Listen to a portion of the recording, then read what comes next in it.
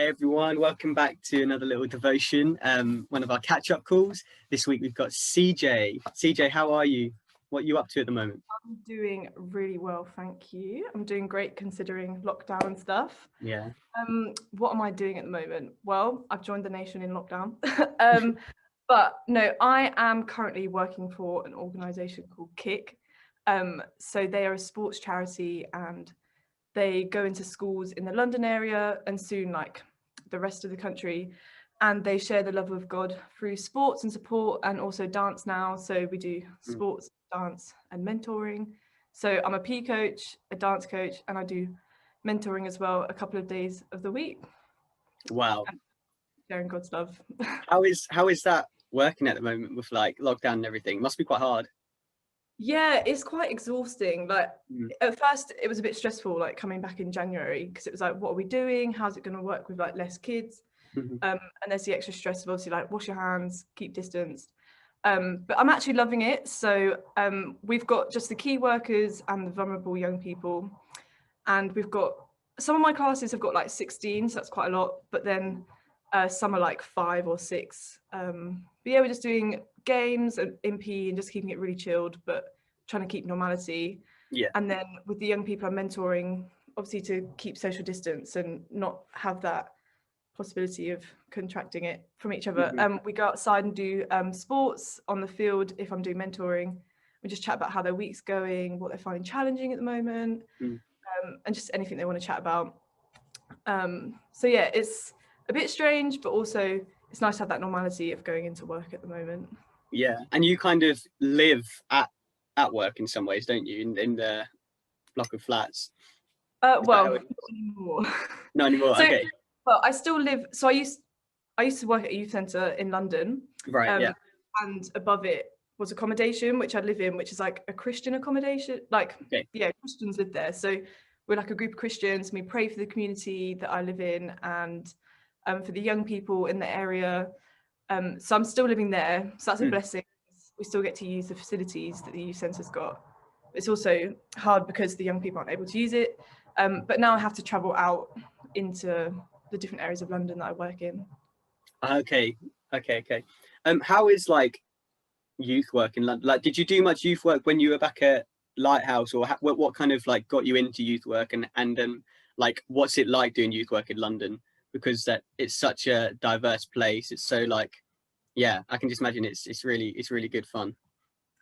Yeah, well, I'm trying to think what got me into youth work. I think one thing is definitely we were so blessed at Lighthouse to have such an incredible example of what like good youth workers are. So with Skiv and Dan and even Amy, Ellen and Pete and Jenny and we just had such a great support. Like the Lighthouse is such an incredible place of supporting the young people they have, and I'm so grateful for that, and I never forget it like whilst being away. But it actually started through my gap years with Youth for Christ, and I mainly went to do it for the dancing and the performance side of things.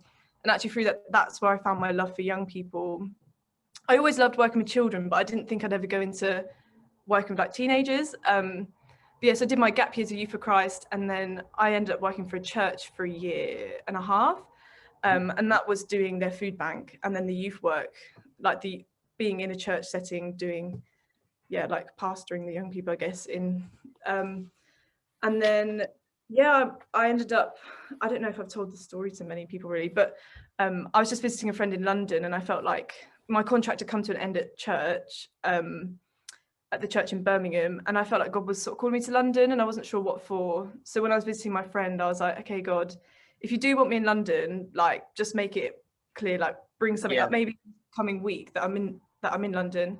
And I was actually on the train down to my friends, and I just looked out the window and I saw the youth centre. So I was like, oh, I'll just have a little Google of it. And I found out like through it that it was a Christian youth centre. So the ethos is all based around Christian values. And they had accommodation as well. And they had some jobs going. So I just was like, oh, I'll just apply.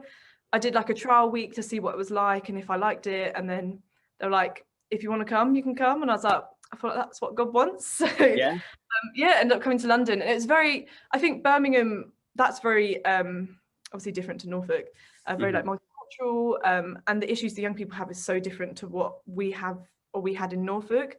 But I think just continue praying like, God, help me to see the young people the way that you see them, and to just be able to share God's love with them is what really helped, and I guess break that barrier of like cultural differences, like because it's so different in Birmingham to Norfolk, and it's so different from like London's so different from Norfolk and Birmingham. But yeah, it's sometimes a bit like, I guess God's like helped me a lot through like some fears that I didn't know I really had, or like subconsciously I had, like from stereotypes. Like what London's like the crime is really bad and all that stuff. But to be honest, I personally haven't had any bad experience with that, and I don't feel like unsafe in my area. And working with the young people, seeing their side of things, because there's, in my particular area, which is like the London Bridge area, the police and the young people don't have great relationships, and it's like that's quite a challenging thing to be, I guess, like helping with, because I've not had any, that's not something I've personally experienced. So trying to sympathize with the young people, and then also help them see like the police side of things, but also hearing from them. But there's a great like system starting of like them growing their relationships, like the police and the young people. But, you're like the mediator. Well, I'm not personally, but we've got some stuff going, the youth centre has, to help grow the relationships and like in positive ways. Yeah, that's incredible. That's so great. What's God been doing for you recently then, like for you in your personal life, or just in general, maybe particularly during this time? What's God been saying to you? There's so much. I feel like it's a very big question, isn't it? It was such a big blessing, like the first lockdown, because I was working for the youth centre at the time, and so they were closed because we couldn't be open, because it wasn't seen as like a key thing. So I just had loads of time of just not really doing much. So it's a lot of great time to like spend time with the Lord and stuff. And one thing I think which a lot of people could say is like slowing down and not feeling like I have to rush everything. And also I'm very much a futuristic person. I think that's one of my like strengths. I love to visualize the future and what's going to happen. I think God's really been like helping me to be like, actually what's like, focus on the now. Like obviously it's great to think about the future, but actually like what's happening at the moment and really being in the moment. That's one thing. And like being aware of like what is God doing in the now. Not feeling like I have to just rush like for the next day or the next day. It's like, actually no, this is today, what is God going to do today, that sort of thing. That's really great. And then another thing, I think especially since starting my work with Kick,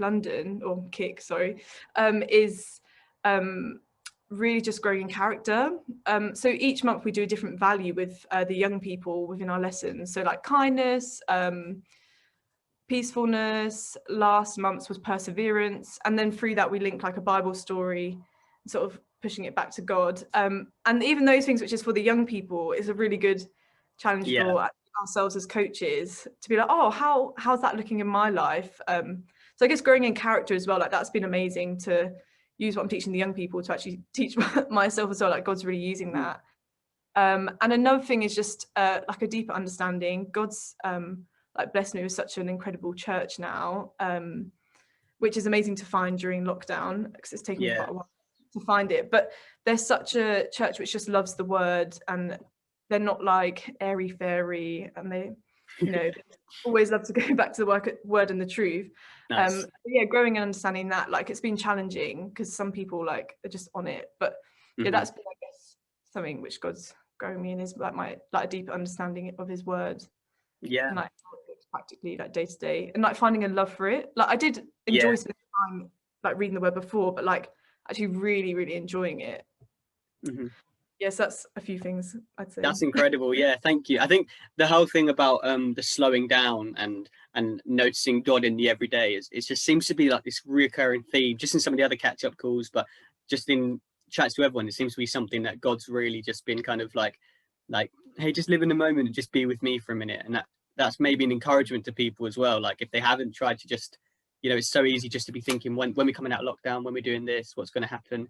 And that's great to think about, but actually just being in the moment and not thinking about even just like when you're going to have your next meal or your next cup of tea or whatever, like just being in the moment with God. There's something really, really cool about that. So thanks for sharing that. What is something that as at Lighthouse that we can be praying for you? What are some things? I'd say just like actually just thanking God for where he's brought me to, because I think I've been a Christian for nearly like 8 years now, maybe. Mm. And it's amazing. Like no way would I have thought 8 years ago when I become a Christian that I'd be doing what I'm doing now. Like, it's just so unexpected, but I'm so grateful for it. So yeah, just thanking God for where he's brought me to, and just the people he's put around me at the moment is just so right for this season.